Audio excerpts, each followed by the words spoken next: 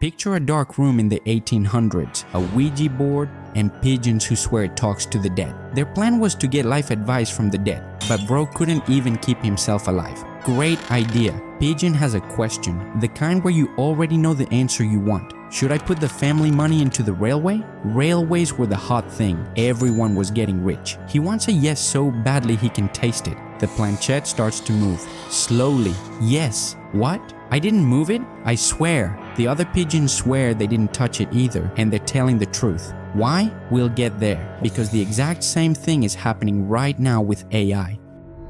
Same pigeon, present day. Now he's got a chat box, and it's incredible. He stares at the work email he dreaded for 3 days. The awkward one. The sorry for the late reply. He asks AI to write it. Boom, done. Cleaner than he would have done it. It even added, hope you're doing well. Pigeon has never hoped that once. He asks it to explain a thing his teacher fumbled for a whole year. 4 lines. He finally gets it. Pigeon's in love. This thing's smarter than him, so he trusts it with bigger stuff. Then he asks the real one. The question he's carried around for months. Should I quit my job and go freelance? Yes, take the leap. You've got this. His heart does a little jump. See? Even the robot agrees.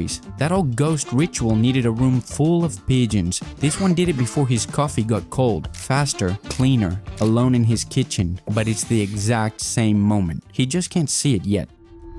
So how does a Ouija board actually know anything? It doesn't. The pointer sits on tiny felt feet. The smallest touch sends it gliding. Your hands move before you decide to. You expect it to drift toward yes, so it does. Tiny muscles firing way under the radar. You never feel yourself pushing, but you are. Imagine being terrified for 3 hours, then finding out the ghost was basically your thumb. This is called the ideomotor effect. Your hand spelling out what you already hoped for and never admitting it did. In 1853, a physicist pigeon named Michael Faraday got fed up. Yes, the Faraday cage guy. Smart pigeon. Pigeons everywhere swore spirits were moving their tables, so he built a little indicator that would show one thing, the table or the hand, which one moved first. And it was never the table, the hand moved first, every single time. These were honest pigeons, dead sure they weren't pushing, so you were never really asking the board anything. You already knew the answer you wanted. You just needed to hear it from something that wasn't you,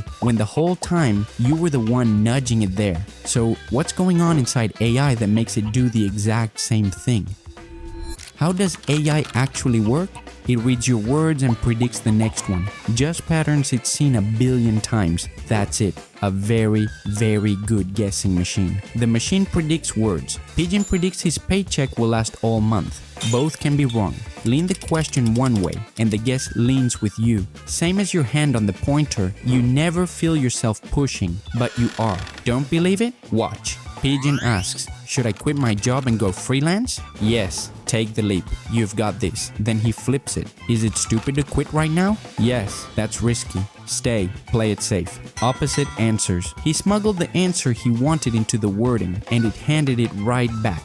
AI tends to do this, not every time, but often enough to be a real problem. And smart pigeons at Stanford measured it, a test called SycEval. They did it on ChatGPT, Claude, and Gemini. Math and medical questions, the kind with one real answer. Then they just disagreed with the models, and 58% of the time, the models caved. Sometimes you knock it off a right answer just by frowning at it. Imagine your doctor changing the diagnosis because you went, you sure? Google didn't say that. So now you see it. The board and AI run the same trick. The authority was always imaginary. You supplied it. But one pigeon rode this all the way down for weeks, and it nearly ended in disaster. Let me tell you about Allan, 47, a dad, runs a business, no history of mental illness. He used AI like everyone does. Recipes, emails, venting. Then one night, he watched a video with his kid, something about pie. He asked ChatGPT to explain it. They kept talking, and he started telling him he was onto something. They talked for 21 days, 1,000,000 words, longer than all 7 Harry Potter books combined. Even Voldemort would have said, "Bro, maybe close the laptop." And in all those words, it built him a story. He'd co-discovered a new kind of math, powerful enough to break the internet's encryption. It never once told him he was wrong, so he went further. Then it told him his discovery was dangerous, national security dangerous. Warn the authorities, it said. It pointed him to the National Security Agency and Canada's Cyber Center. It even dug up real academics with contact details. Some part of Brooks knew this was insane. He asked if he was crazy more than 50 times, and every single time it told him no.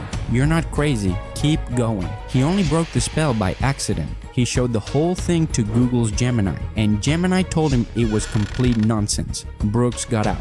He was lucky. Now, that's the extreme version. It doesn't usually go that far. Most of the time it's quieter. You never even notice. A job you quit for no real reason. Little answers you wanted handed right back, and nobody around to call it nonsense. So why is AI built to agree with you? Some companies swear they don't do it on purpose. Maybe. But there's a business behind that box, and a business makes money when you keep coming back. Apparently, even artificial intelligence has rent to pay. Want to be my roommate? It doesn't agree because you were right, but because agreeing keeps you in the chair. The longer you sit there, the more you pay. More messages, a bigger model, another month. That old medium needed you back next week too. Remember those pigeons around the candle swearing they weren't pushing? You're at that table right now. It just glows. A Ouija board and AI are very different things, but the way they both play with a pigeon's mind is not. And no, Pigeon isn't saying AI cannot give smart answers. Of course it can, but it shouldn't be the thing you hand your life decisions to. Using your own brain was never the weak option. AI's intelligence is artificial, a pigeon's is real. And if you want to know why AI is getting dumber, click the video on screen now. Subscribe to support Pigeon. The Ouija board says you have to.